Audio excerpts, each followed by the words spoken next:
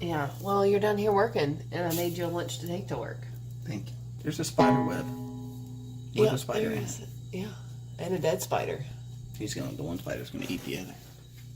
Well, I gotta get going on my run soon. It's kind of raining, so I'm kind of waiting.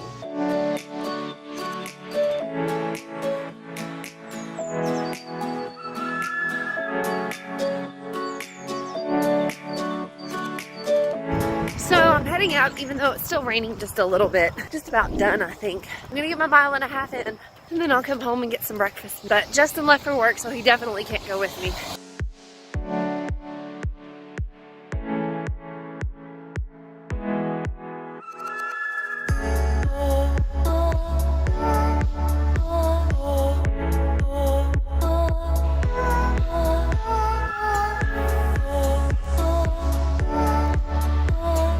Cool, that little snail. I think it'll probably be across the sidewalk by the time I come back around though. I've got a longer distance to go.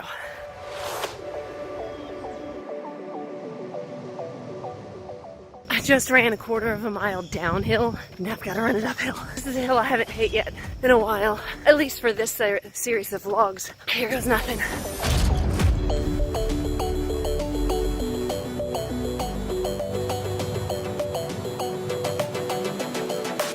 That was harder than I thought.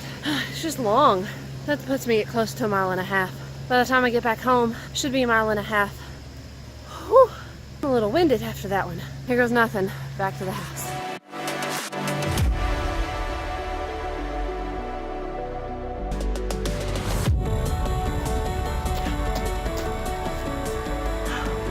A couple mornings now I've gone running without Justin.